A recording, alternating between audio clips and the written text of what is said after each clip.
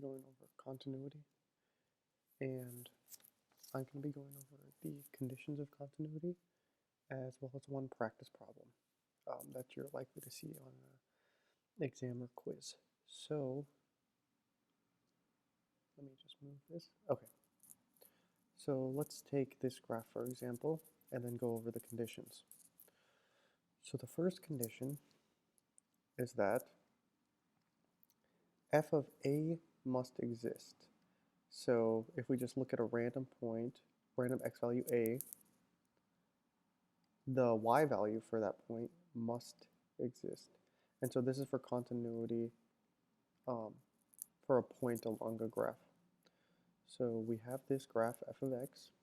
Let's make an arbitrary point a. In order for continuity to exist for this point, f of a must exist. So there must be a defined y value, which there is.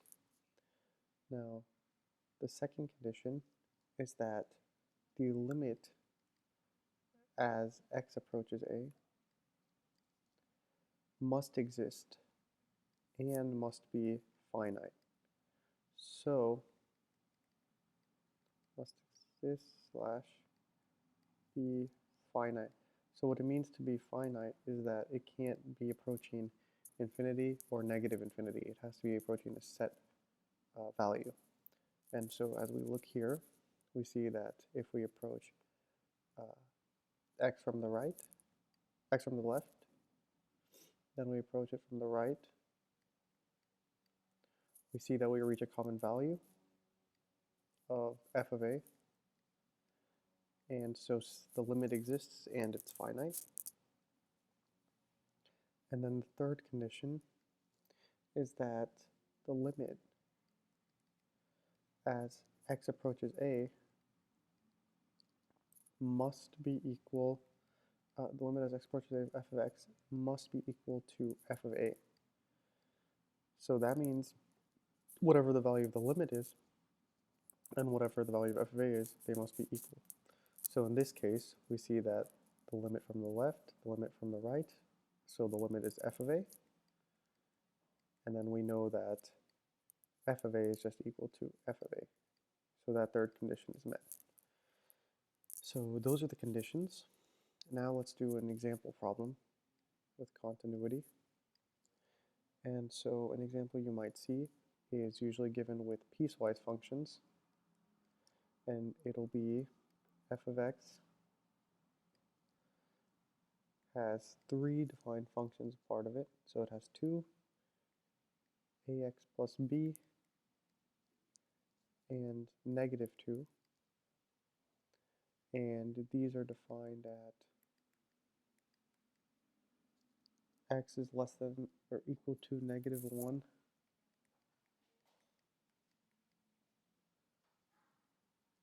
negative 1 is less than x, which is less than 3,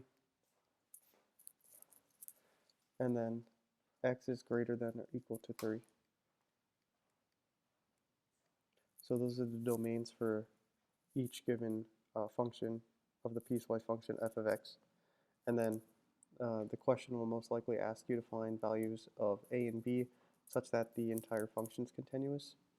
And so what you're going to need to do is first find where you can make these two functions continuous, and then where you can make these two functions continuous so that the entire function is continuous. So you have to go through each condition, 1, 2, and 3. So the first thing you're going to do is you see a common point of negative 1 shared between 2 and ax plus b. So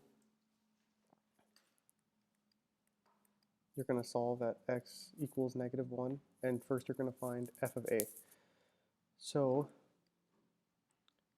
f of negative 1 is equal to 2. It's equal to 2. And then the limit as x approaches negative 1 of f of x has to equal 2. So we know that since it has to equal 2, that a,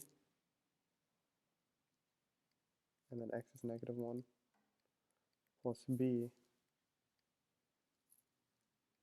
has to be equal to +2. And so then our first part of the function is -a plus b is equal to 2.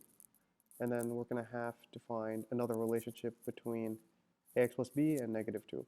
So we do the same thing, except now our common x value is 3. So at x is equal to 3, f of 3 is equal to -2 because this x value is greater than or equal to 3. So it's -2, and then you do the same approach with the limits. So it's a limit as x approaches 3 of f of x, and it has to equal f of a, so it has to equal -2, based off our third rule for continuity. So then again, you're going to plug in for ax plus b, except now your x value is 3, so it's a times 3 plus b has to equal -2, and then that simplifies to 3a plus b equals -2.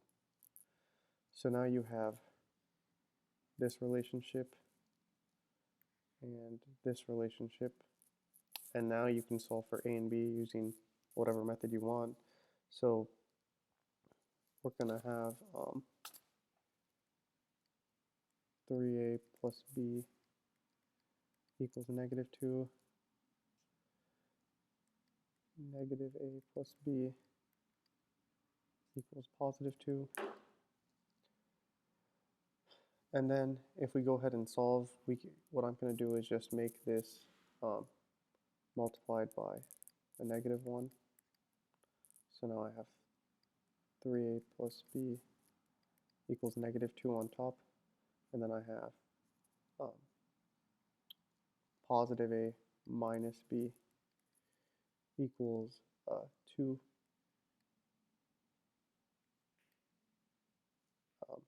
Equals -2 on the bottom, and then these b's cancel. Then you have 4a is equal to -4, and so then you get a is equal to -1. And then if you go ahead and solve for b using one of the relationships, you get b is equal to +1. And so that's how you would solve that type of problem.